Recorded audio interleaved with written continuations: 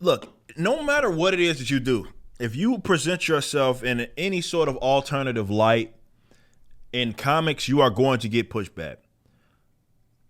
I did it, and I got pushed back, and my comic book company has made it a point to stay out of beating the audience over the head with like current narrative politics stuff. That's not what it is that we do.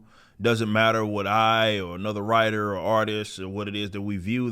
We try to keep that separate from this. They're universal truths that, of course, going to be addressed, but we try to keep that separate, and we'll continue to keep that separate from the actual books, the stuff that we create, because that's what turned a lot of people off to the current era. And it's really the lack of balance. I say this all the time. It was less about, people saying, oh, well, I don't want politics in comics. It was more of, well, there's no balance. You only present one side, leftism, as the righteous side, the just side. And anytime that you're, cracking on, or you want to paint them in as the villain in the evil light, it just happens to be the people that are directly opposed to you. And I think that's what frustrated people the most. Now, I got backlash saying I don't want any of it. But, of course, you're going to get backlash if you, let's say, are going to say, all right, well, I'm going to make a comic and I'm just going to put my own politics in it. You're still going to get just as much hate. It's just what it is. And we have another example of this. Shout out to John Delarose. He wrote this over at Bounding in the Comics, talking about the great Mike Barron. You see me talk with him on streams. I've been on streams with him. Many of you know him as, to me, I think he did the definitive Punisher. Punisher, he didn't create Punisher, but he was that first ongoing series was written by him. I think he wrote like the first almost 50 issues, 45 issues or something like that was wrote by him. So, to me, that's what, when I think Punisher, that's who it is that I think. And he's been thrown under the bus by even Jerry Conway, who was one of the creators of Punisher, and all that. And he's dealing with an issue right now with Kickstarter in terms of how he got flagged and he got his Kickstarter for his new book taken completely down. So he kind of summarizes everything here, and I want to talk about some of this. Punisher writer Mike Barron is the victim of false flagging mass reporting that resulted in his Kickstarter being banned. The ban comes after Daily Kos featured campaign in an article labeling Barron and his book as racist. Ever since the private American comic book on multiple crowdfunding, ever since launching it on multiple crowdfunding platforms, Barron has been harassed by left-wing activists who have attacked him. The book is overtly political, featuring a Border Patrol agent who hunts down fentanyl dealers. That's about as on the nose as it gets. That's not the type of material that I would use, but that's what Mike Barron's doing. But I'm going to show you what happens when you could make something purely leftist. You can have guys using aggression upon, or like this whole climate justice stuff. Right, you can have as many books doing that stuff as you can, but when it comes to this particular issue, because they deem it as right wing, then whoa, wait a minute, you can't be making money off of those comics. Even though he's been accused of racism many times, the Border Patrol agent protagonist is a dark-skinned Hispanic man presented in a positive light. Which I say this as a guy that lived in South Texas. I've lived in both Corpus and Laredo and in between. I've seen and been on the border. A lot of those Border Patrol agents, a lot of those police officers in that area are also Hispanic. It's how it works. It's not necessarily new, but who cares?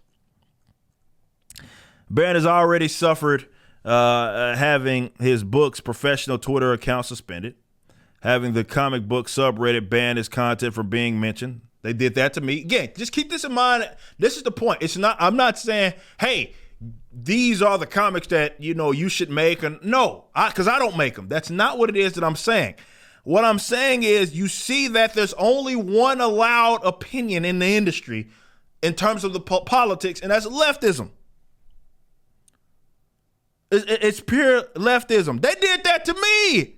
I'm not a conservative. I'm not some guy that's talking about Border Patrol and all that stuff. And you don't hear me talk about none of that stuff like that.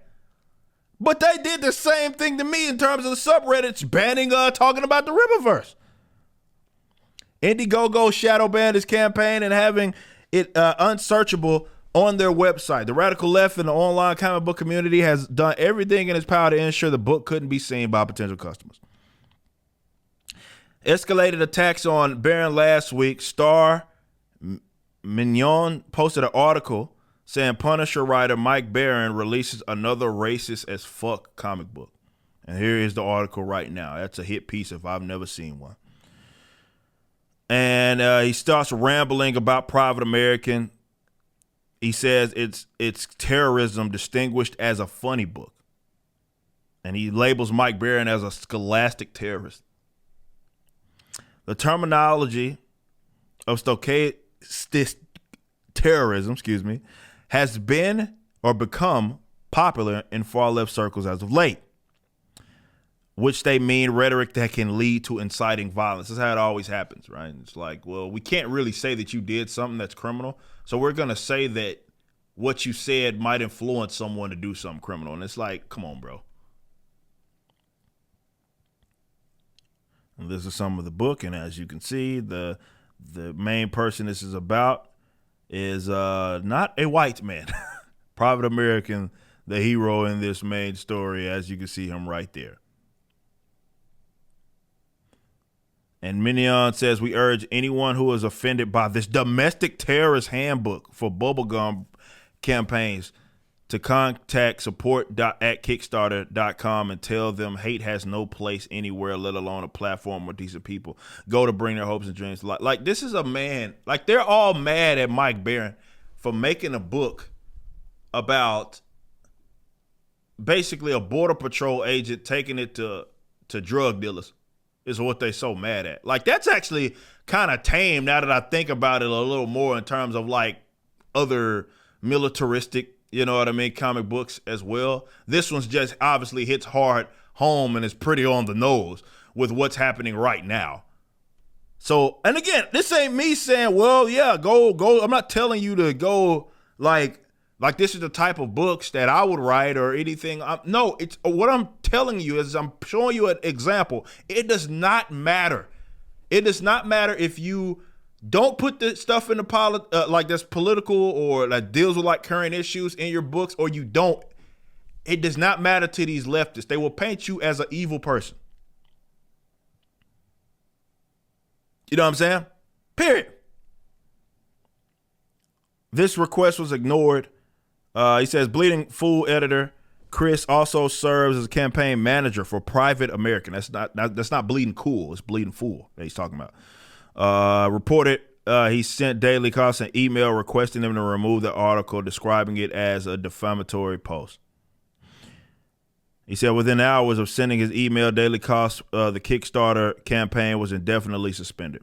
So it worked. The guy said, hey, you guys need to reach out to Kickstarter because this guy's writing a story about Border Patrol agents or a Border Patrol agent, and that's somehow inappropriate or something racism, even though, reasons. That's basically what happened.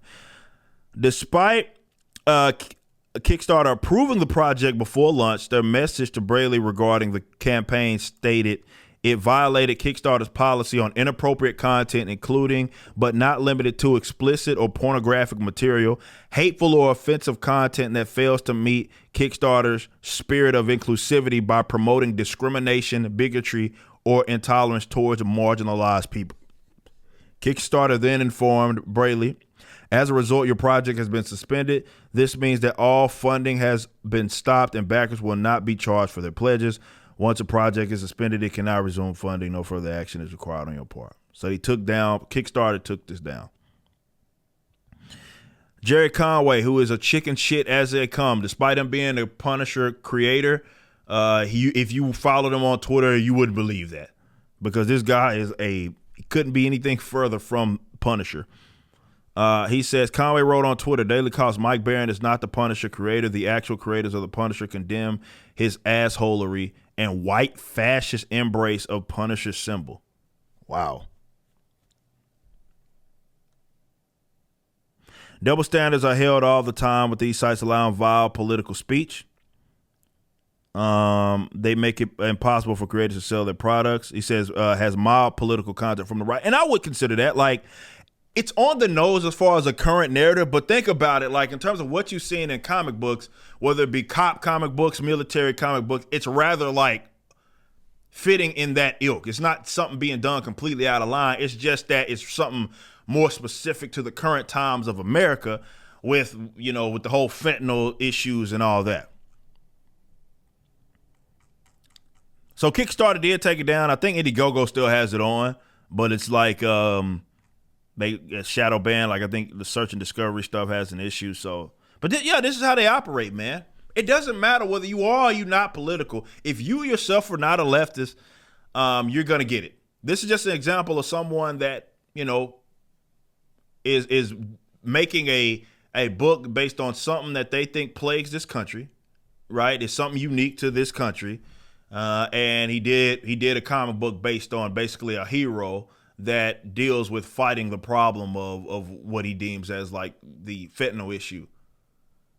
The more I talk about it, the more like mild I think that it is, but it is specific. So I'm not going to sit up here and act like it's not. I'm not going to pretend that it's not. It's not certainly how I would go about addressing that issue, but that's irrelevant. Why are they taking them down for?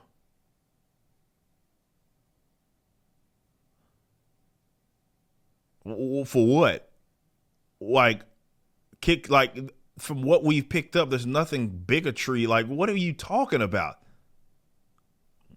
Well, this is what it is.